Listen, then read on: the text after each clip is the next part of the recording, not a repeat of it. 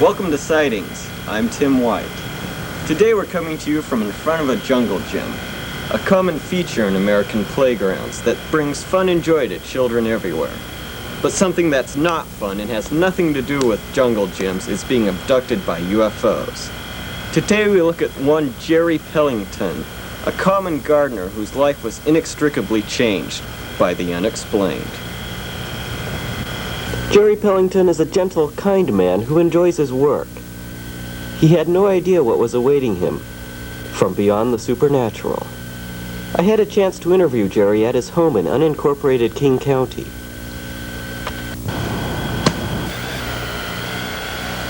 Well, it was, I can remember the 31st when I remembered that I had left some gardening tools in one of my clients' houses. She's some old woman who keeps her son locked in her basement and calls her little experiment. But anyway,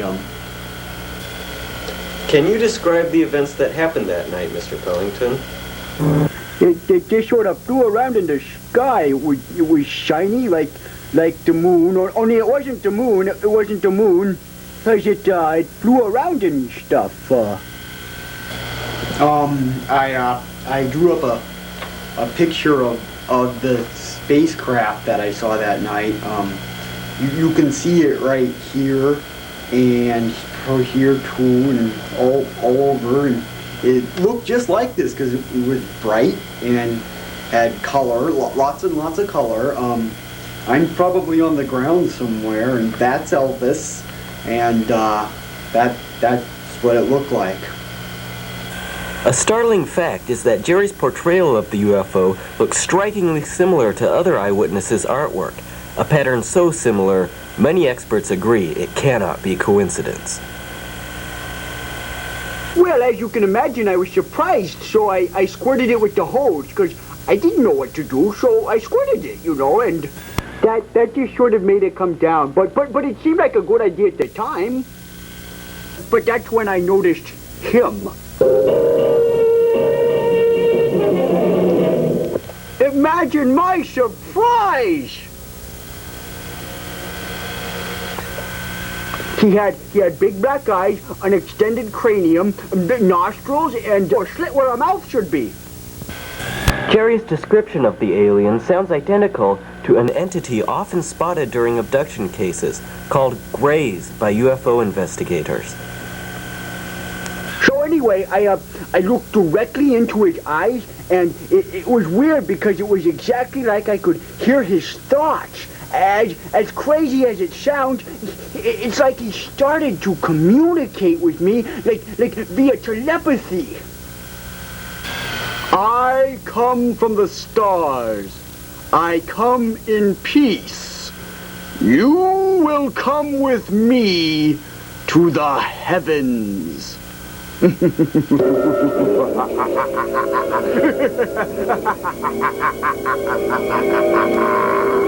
Well, as you can imagine, I was terrified, so I attacked it with some sort of a rake thing. I'm not sure what it was, but it knocked him out. I was concerned that maybe I had killed it and that would lead to war, so I poked it a few times, but that didn't do anything, and, well, I had to be sure, so I decided to squirt it with the hose. So I did it, but it seemed to be dead. I was sort of, relieved at having defeated the aliens, but that's when I realized there were more. He looked identical to the other one, and he pulled a futuristic weapon on me.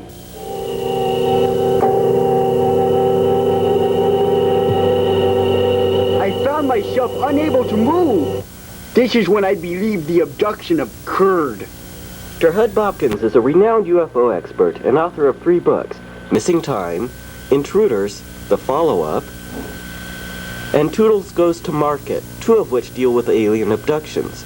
He believes the abduction of Jerry Pellington is not unusual. Dr. Hud Bopkins.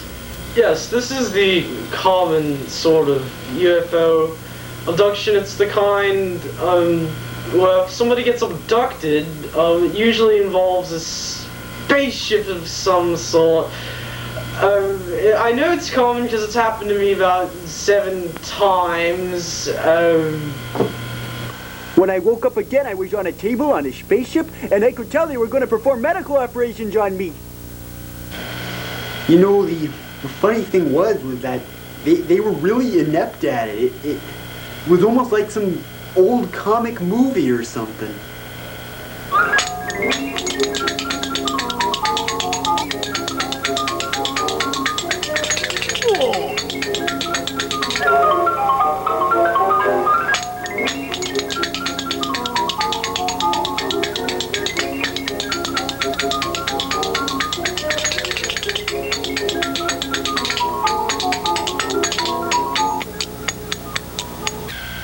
I woke up on the lawn again. The UFO was flying away. I stood up and fell back down again, as I can recall. Yeah, that's right. And then I stood up again, and I wanted to go home, but first I hit myself with a rake. Yeah. In fact, from what I recall, I actually never did get home that night. Yeah.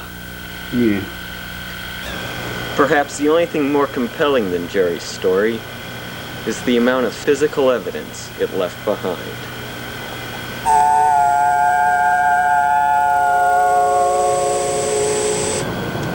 Yeah, well, this here's like the about general area where the whole sightings abduction thing took place. Well, actually, it's like way down there, but they said it would be better if we filmed here. So anyway, yeah, the craft appeared up in the sky, sort of like there's a bright. Oh my God! That's the sun, but it looked kind of like the sun, but it wasn't the sun. And yeah, anyway, it sort of landed over there, I guess.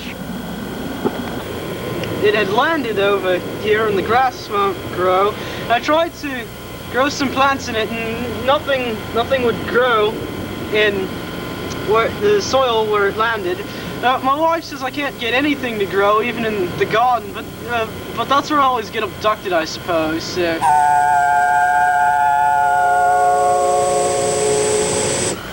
Another interesting aspect of Jerry's ordeal is the physical markings it left on him.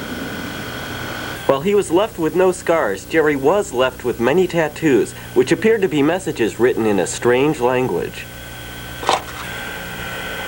Using our Alien Nation translator card, Sightings managed to translate the message into thus. The living descendants of the northern peoples are groping in universal darkness. Their mother mourns. A dark occasion forebodes when weakness in high places will revive a high cost of living, an interval of mistakes in high places, an interval fit for distressing events.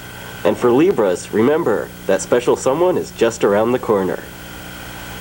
While the message may seem meaningless, Jerry insists that mere days after we translated it, he found an identical message in a fortune cookie. This message, however, was confiscated by the government.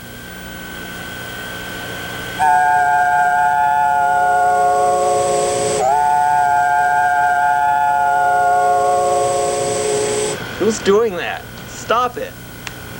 We asked the government about Jerry's case, and this is what they said. I represent the government's official stance on the existence of aliens, and that stance is that aliens do not exist. We feel that the sighting of any alien being or spacecraft is brought on as either a hallucination or just as a hoax. I found this fortune cookie message. What's the deal? E.B., we are on television. Oh, I'm so embarrassed. Oh, I'm so sorry.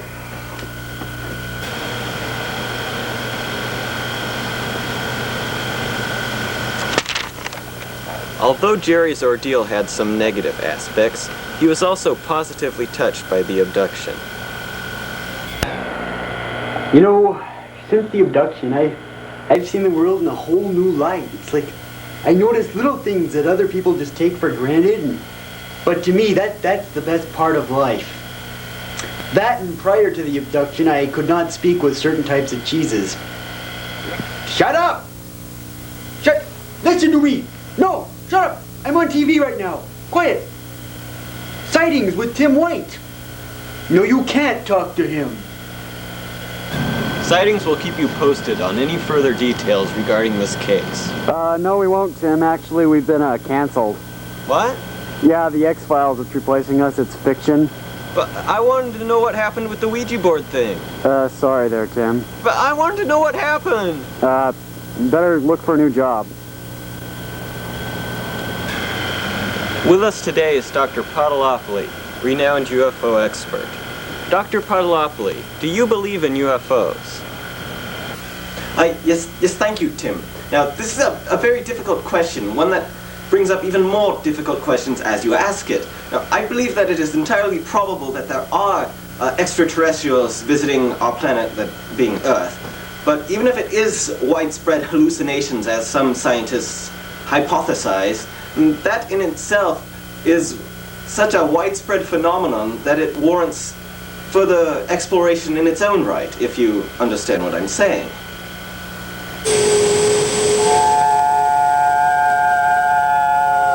We also have with us today Dr. Philip Winston. Dr. Winston, do you agree with Dr. Podolopoli? No, I don't, Tim. I feel that, Dr. Winston is a fraud, and that, UFOs are merely just rumors spread by overzealous science fiction fans and nothing else. You're an extraterrestrial. No, I'm not. No. Yes, you are. You're an outer space life form from another planet. You're hallucinating. I am not. No. You are. God. Shut up. I'll abduct you. I'm warning you.